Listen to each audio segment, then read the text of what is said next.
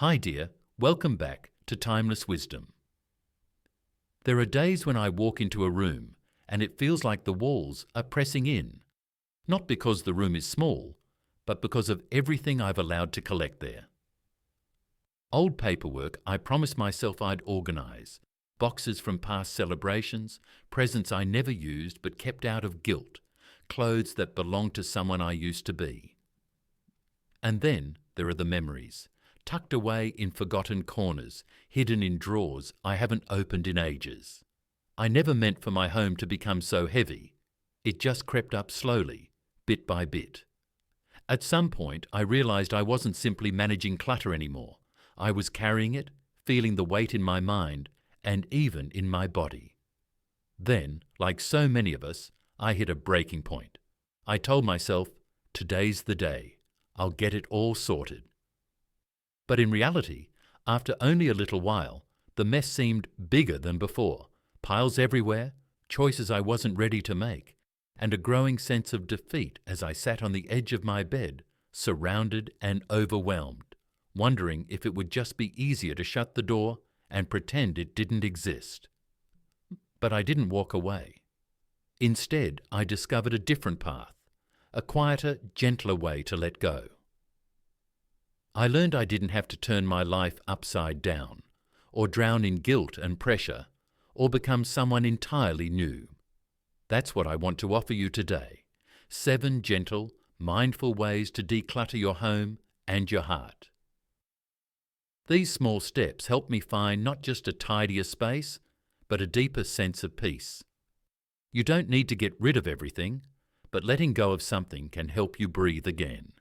So let's get started. 1. The Peace Bag Practice. I didn't start with a grand plan. I didn't download a checklist or buy fancy bins. I started with a trash bag, not even a new one, just a black bag I had tucked under the sink, the kind you usually use for yard work or kitchen waste. That day, I remember feeling stuck, not just in the clutter, but in my own thoughts. There were too many decisions, too many emotions, too many memories. I needed to move, but gently. So I told myself, don't think, just find what's clearly trash. That's simple. No drama, no guilt, just what's clearly trash. I walked around the house slowly, holding the bag, not expecting much. But in 5 minutes, I found so many little things I had stopped seeing. Empty envelopes, expired coupons, broken pens, pieces of packaging I meant to recycle but never did. Dried up glue sticks, receipts from stores that no longer existed, and with every drop into that bag, I felt something strange, relief.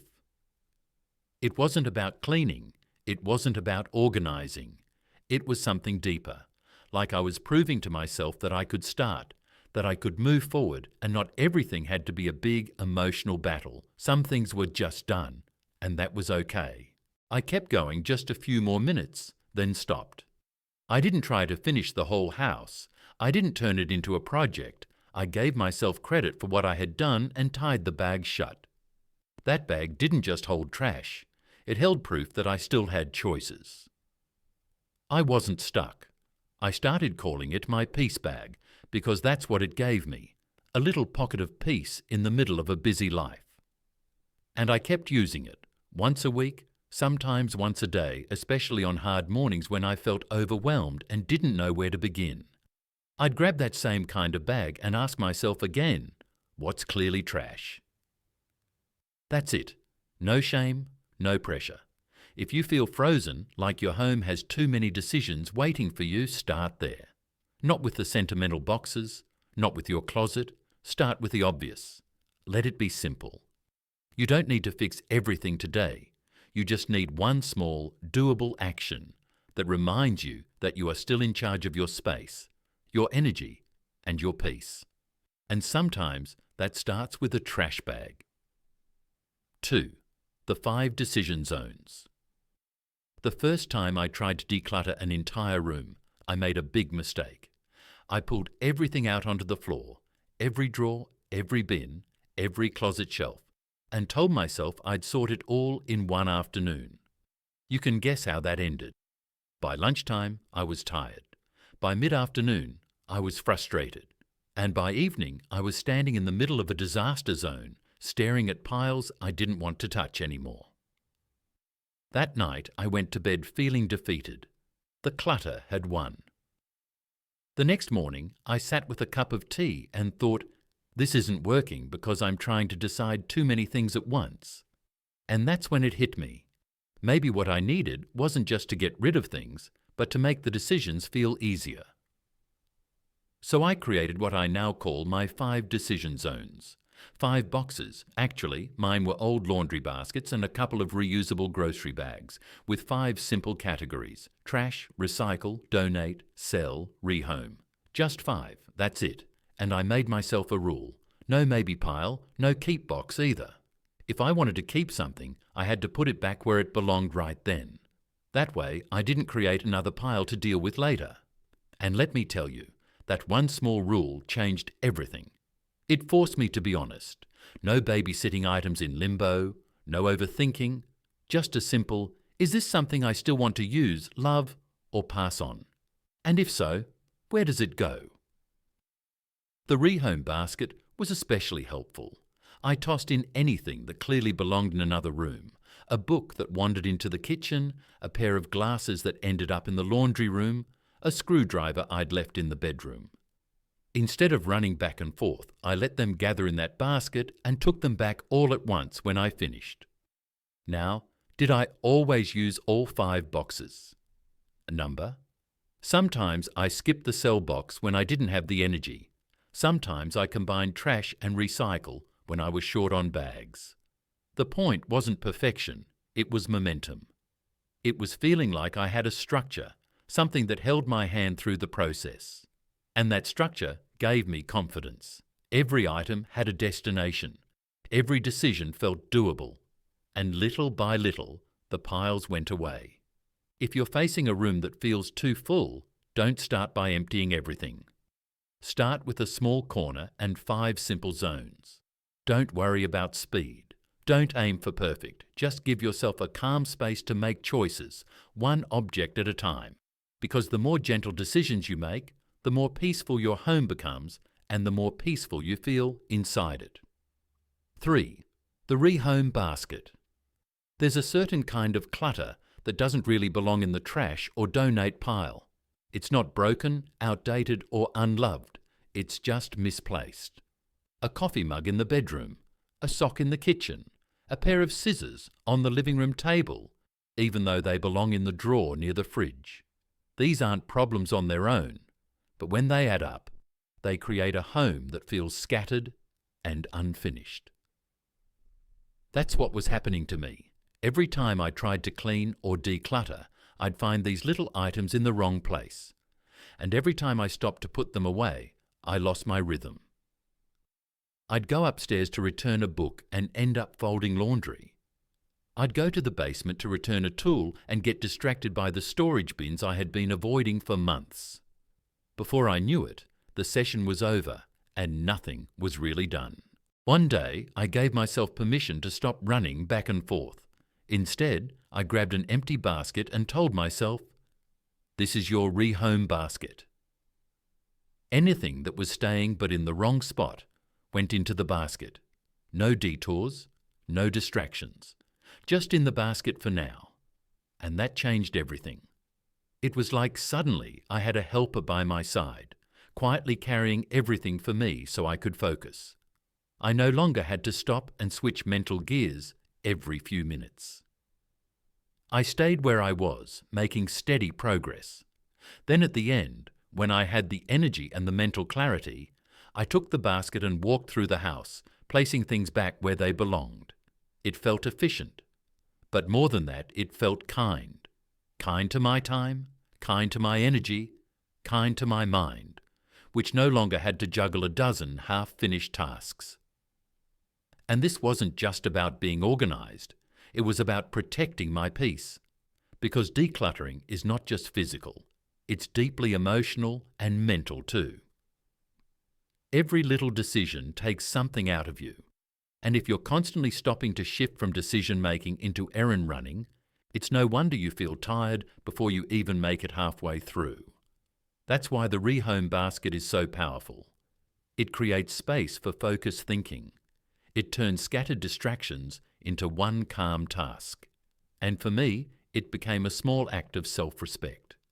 I even started keeping one in every room for a while, especially during the early days when I was just learning to work through my space again. A basket in the hallway, one in the bedroom. It helped more than I expected. If you've ever felt like you're working hard but not getting anywhere, this might be the thing that helps you stay centered. It's not flashy. It's not complicated. It's just a basket with a purpose, to keep your momentum sacred.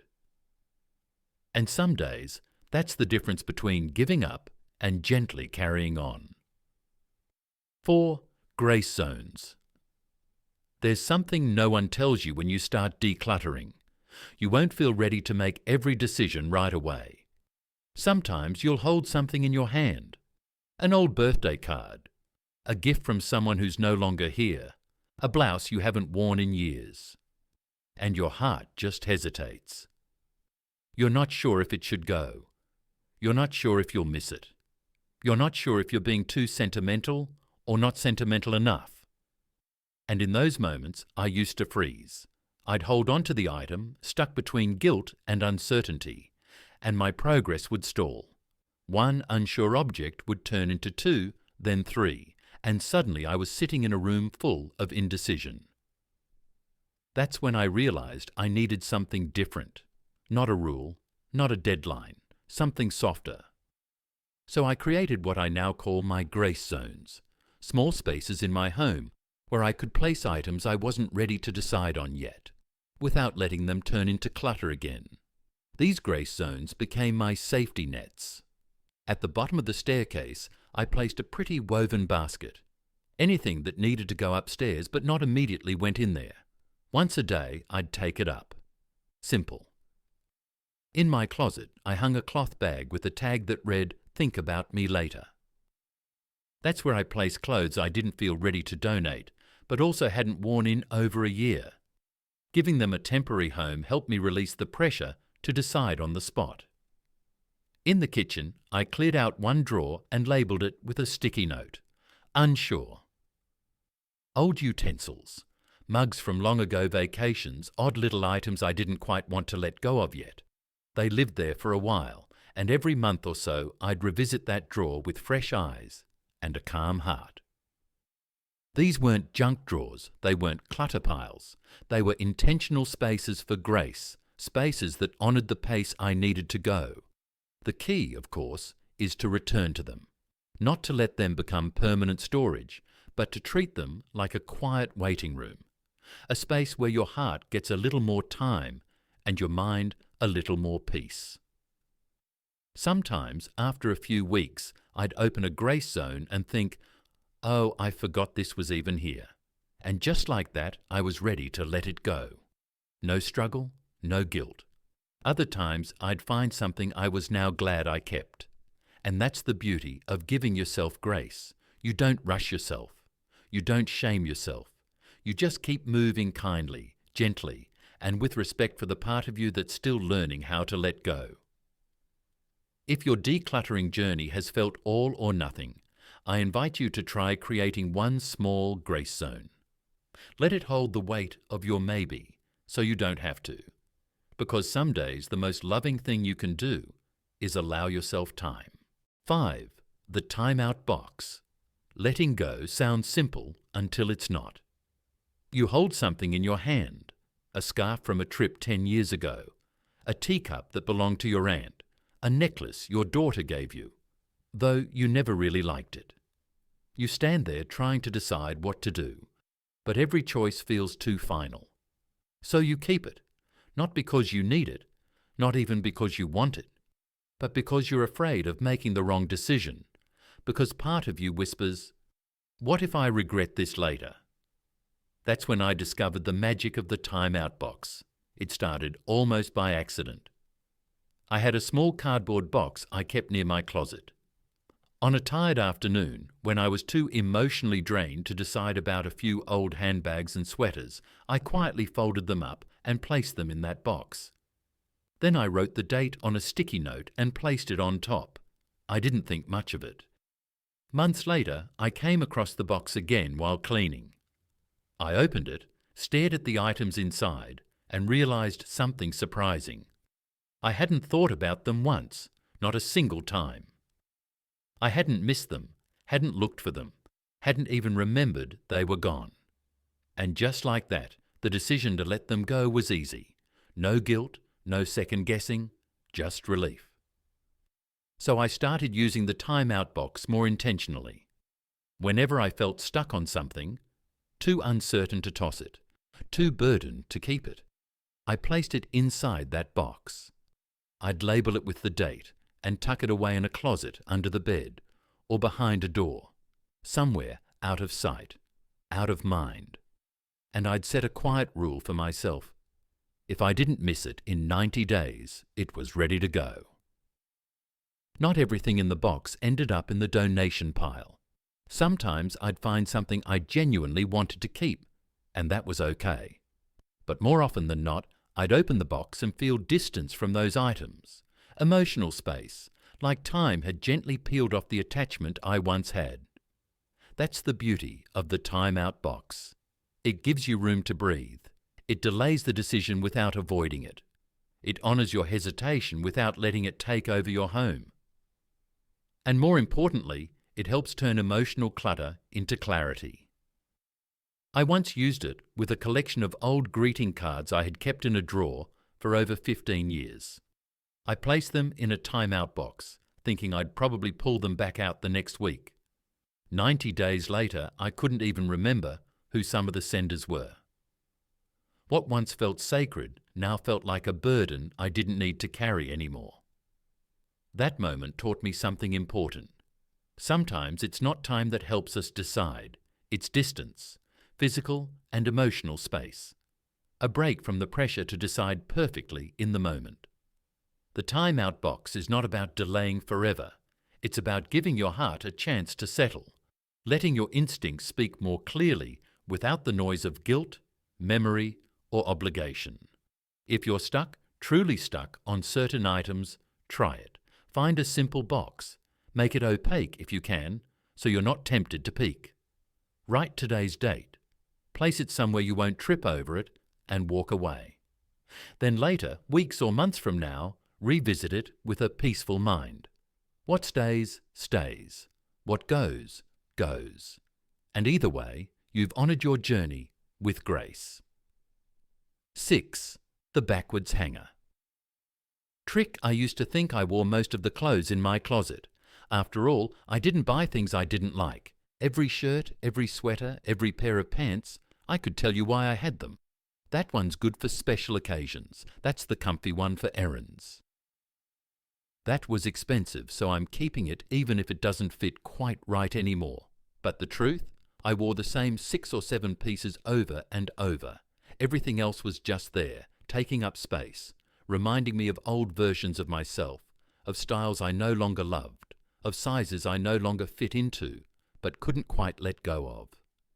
That closet wasn't full of clothes. It was full of stories, and some of them no longer matched who I was. Then I heard about something called the backwards hanger trick. It sounded silly at first. Turn all your hangers backwards, and every time you wear something, hang it back up the normal way. After a few months, anything still hanging backwards hasn't been worn and might not be needed anymore. So one Sunday afternoon, I decided to try it. It took less than 10 minutes. I flipped every hanger around so the hook faced the opposite direction. Then I closed the closet and went about my life. Over the next few weeks, every time I wore something, I hung it back the right way. Slowly, patterns started to show. That blouse I swore I loved, never touched it. The expensive pants I was saving for a nice dinner, still collecting dust. Meanwhile, I wore the same cardigan 4 days in 1 week because it was soft, forgiving, and made me feel like myself. The backwards hangers didn't lie. They showed me gently what I already knew deep down. I didn't need a bigger closet. I needed an honest one. And more importantly, I needed to forgive myself for who I no longer was. The clothes I wasn't wearing, they weren't mistakes. They were part of a chapter that had ended, And once I saw it that way, letting go felt less like failure and more like freedom. The hanger trick became a quiet conversation between me and my closet. It helped me listen to what I was actually reaching for, what felt good on my body now, what matched my rhythm, what made me feel at ease. If you've ever stood in front of your closet thinking, I have nothing to wear, while surrounded by dozens of options, try it. Flip every hanger backwards. Don't judge. Don't pressure yourself to clean it all at once. Just observe. Let time do the sorting for you. Let your daily choices show you what still fits, not just your body, but your life. And when the season changes, take a look. What's still hanging backwards? What's waiting untouched? Those might be the clothes ready to bless someone else. And you'll be left with a closet that holds only what you love, wear, and need, which in the end is the kind of simplicity that feels like a breath of fresh air every morning. 7. The one in, one out rule. I used to think I had stopped accumulating things. After all, I wasn't shopping the way I did in my 30s. I wasn't buying toys for the kids or filling kitchen drawers with the latest gadgets. These days, I told myself I only picked up the occasional useful item. A new top, a replacement dish towel, a book I had been meaning to read. But one afternoon, while putting away a small bag of new groceries and a couple of items from the store, I looked around my kitchen and realized something. Everything felt just a little too full. The drawers were harder to close. The cabinet shelves were crowded. The coat closet had no room for the light jacket I had just bought. It wasn't that I had added too much at once. It was that I had been adding a little bit for a very long time without letting anything go. That's when I remembered a simple rule I had heard years ago, but never tried seriously. One in, one out. The idea is exactly what it sounds like. Every time something new comes into your home, something else has to leave. If you buy a new sweater, donate an old one.